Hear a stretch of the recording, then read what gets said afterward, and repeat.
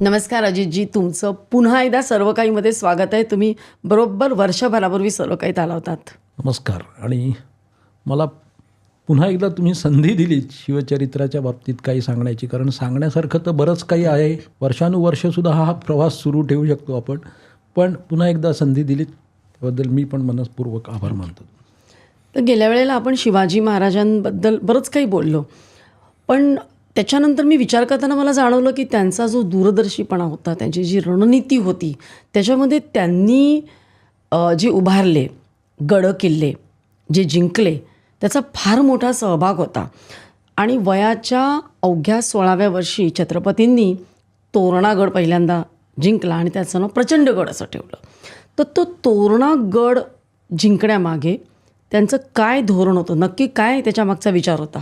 आता हे काय झालं आहे माहिती आहे का, की थोडंसं हे नंतरच्या कालखंडात ह्या काही गोष्टींचं त्या शिवचरित्रावरती आता हळूहळू जे काही मुलामे चढत, अर्थात आत्ताच्या कालखंडात नाही, तेव्हापासूनच काही गोष्टी ज्या थोड्याशा ॲड ऑन व्हायला सुरुवात झाली त्याच्यामध्ये. तर तो तोरणा किल्ला जिंकून स्वराज्याचं तोरण बांधलं हा अनुप्रास छान आहे खूप, पण वास्तविक तशी स्थिती नाही आहे. म्हणजे सगळ्यात पहिला तोरणा जिंकला हा जो काही आपला एक समज आहे, तर तसं नाही आहे. मुळात आपल्या जहागिरीत असलेले गड किल्ले आपल्याच ताब्यात, ते पूर्वी जहागीर जरी जहागीरदाराच्या ताब्यात असली तरी त्या जहागिरीतले गड किल्ले हे त्या जहागीरदाराच्या ताब्यात नसायचे, ते केंद्रीय सत्तेच्या अधिपत्याखाली असायचे. म्हणजे मुघलांच्या सत्तेखाली? नाही, मुघलांच्या नाही, ज्याची जिथे सत्ता असेल त्याप्रमाणे. आदिलशाहीची सत्ता होती. शहाजीराजे आदिलशाहीचे जहागीरदार होते, पुणा आणि बारा मावळचे. तर त्यामुळे त्यांच्या जहागिरीत जे काही किल्ले असतील त्या किल्ल्यांवरती नियंत्रण आदिलशाहीचं होतं, त्याच्यावरती शहाजीराजांचं नियंत्रण नव्हतं. आता शिवाजी महाराजांना जी काही एक सिस्टीम आणायची होती त्यांच्या राज्यकारभाराची, त्यांच्या मिलिटरी सिस्टीमची साठी आवश्यक, त्याच्यासाठी त्यांना ते गड किल्ले आपल्या ताब्यात हवे होते. त्यामुळे सगळ्यात, तुम्ही जर मला विचाराल तर सगळ्यात पहिला त्यांनी सिंहगड ताब्यात घेतलेला आहे. सिंहगडावरती त्यावेळेला कागदपत्र उपलब्ध आहेत ज्याच्यामध्ये असे उल्लेख आहेत की दादोजी कोंडदेव हे जसे शहाजीराजांचे वैयक्तिक मुतालिक होते, शहाजीराजांच्या जहागिरीचे व्यवस्था पाहणारे होते, त्याचप्रमाणे ते आदिलशाहीचेही सरकारी अधिकारी होते. आणि नामजात सुभेदार सिंहगड अशी दादोजी कोंडदेवांच्या नावामागे लावलेली उपाधी आहे. तर त्यामुळे सिंहगड त्यांनी सुरुवातीला अगदी पहिला ताब्यात घेण्याचा प्रयत्न केला आणि तो घेतलाही काही काळासाठी.